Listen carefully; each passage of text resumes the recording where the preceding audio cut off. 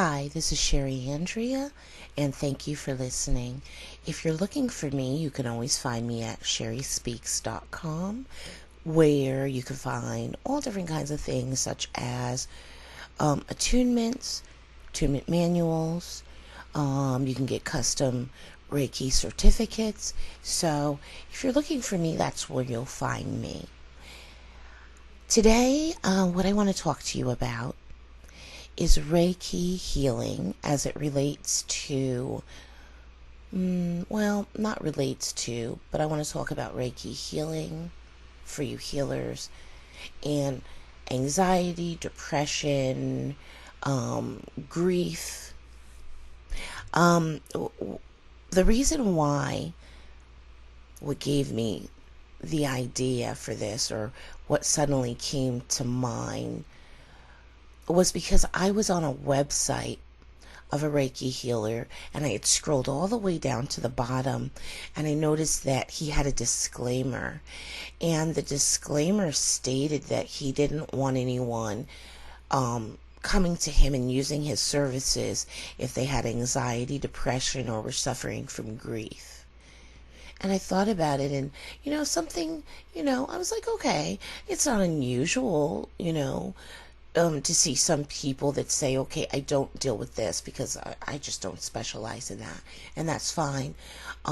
Because as we're all used to seeing people specialize. And I actually think that it's awesome when people specialize, because it means they've found that thing that they're really good at and that they're really good at helping people with.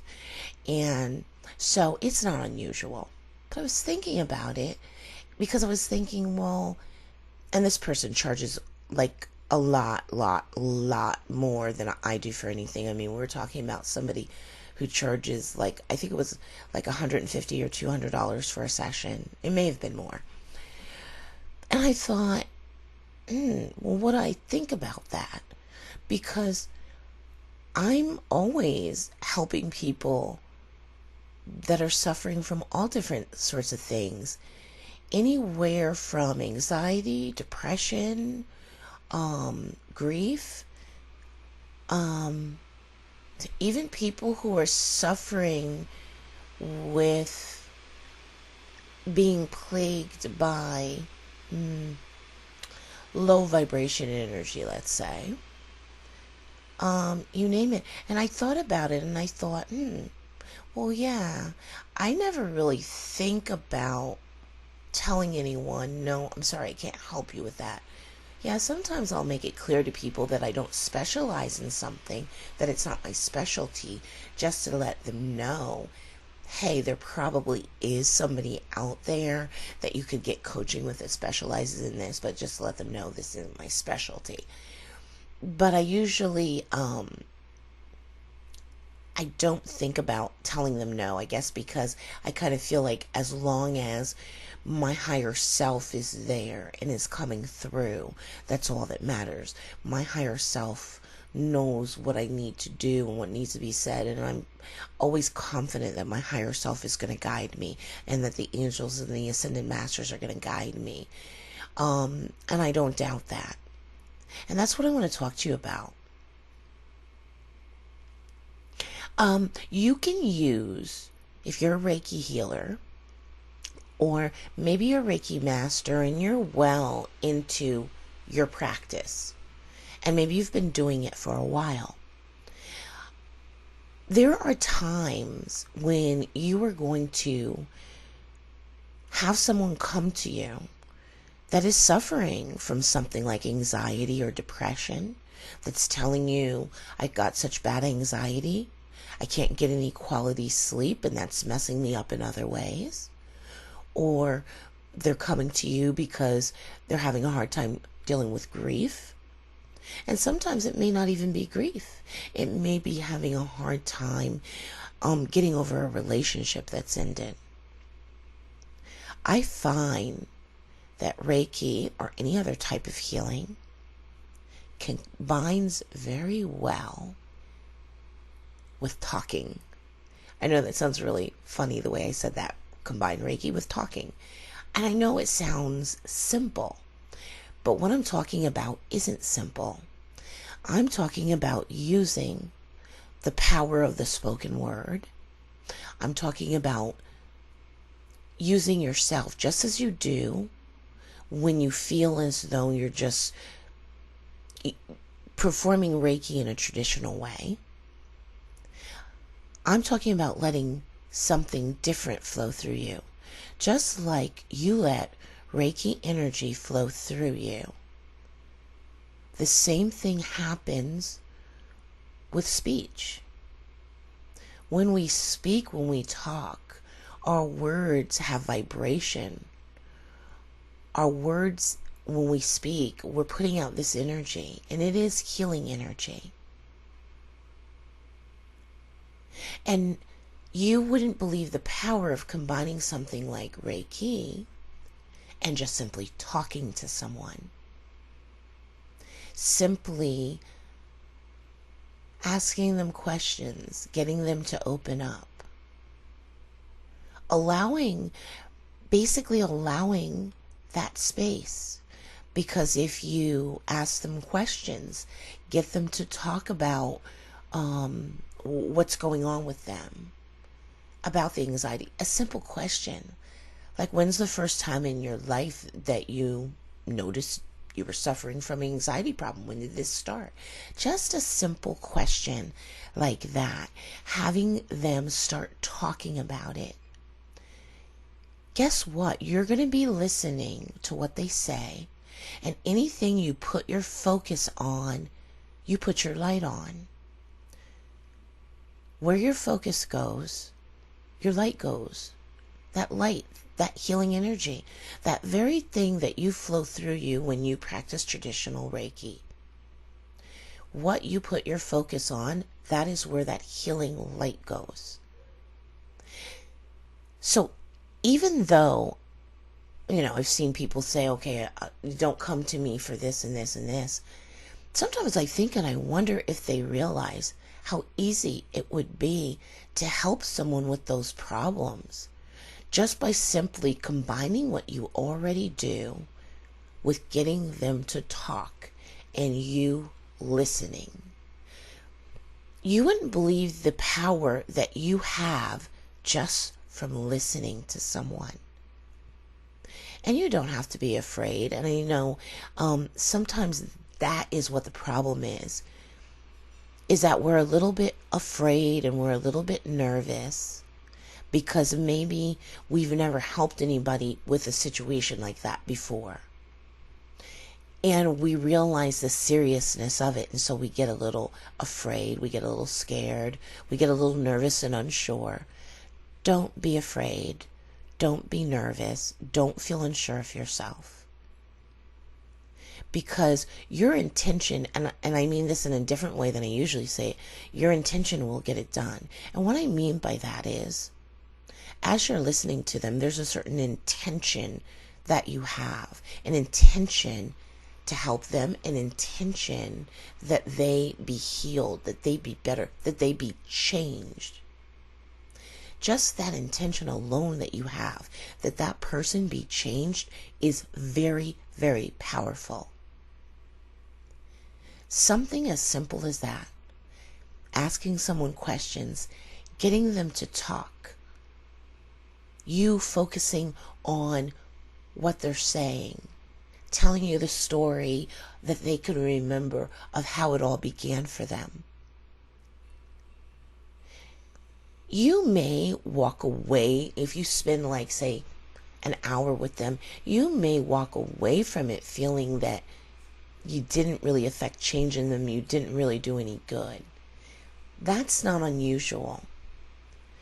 Change is funny the way it happens, with healing it's funny because sometimes it's not an overly obvious impact that it has immediately. Sometimes it may take a day, 2 days, 3 days before it really actually has an impact on them. I've heard many people have said to me, over the course of the next few days after I, had a coaching session with you, I was still thinking about it. And maybe it's 4 or 5 days later when some light bulb goes on for them. Remembering the discussion we had, questions I asked them that they hadn't even thought to ask themselves in so many years. And all of a sudden, they find they're much better. They're in a much better place. Yeah, they may not be able to explain that. You may not even understand it. How you ended up helping them when maybe you actually felt like you really didn't do anything huge. But that's the way healing is. Sometimes healing is so subtle. I'm usually hoping that whenever I'm helping somebody that they're not looking for fireworks. I know that sounds funny for me to say, but actually some people are looking for fireworks because, we've got TV shows and things and the way things are portrayed, and people generally, they don't know what to expect if they've never, had a used a healer before. And so I'm usually just hoping they're not thinking they're going to get some immediate fireworks or something, because that's something that, yeah, it does happen sometimes, but most often it's very subtle, goes at its own pace, it's gentle. And the thing, maybe at first the biggest thing they noticed is sleeping a lot or being tired. Like, oh, it's been days and I'm so tired, I just want to sleep. But don't be afraid of the issues that people have. Don't feel like you want to run away from it. Because them having any help at all, and having somebody that's actually willing and wanting to help them with that particular situation, that in itself you've already helped. Being willing to listen. Usually people that suffer from anxiety, depression, grief, by the time they come to you looking for help, looking for healing, it's not just because they want help. It's because by that time, most of their family and their friends have already gotten tired of hearing it and want them to stop talking about it. But unfortunately, they're not healed yet. So they need someone. They need help. So don't feel like you have to be the person that has experience with that, or that you have to know something about, anxiety or something about depression to be able to help. No. All you have to do is be willing to use your focus. Be willing to put your focus on what they're saying, the answers to the questions you're going to ask them. And don't worry. The questions will come. I mean, you may think, well, I don't know what questions I would ask because I don't know hardly anything about, anxiety or depression. Don't worry. You'll see. Intuitively, those questions are going to come to you. It's going to seem like it's manifesting just like a normal curiosity. Like by the way, how long have you been suffering from this?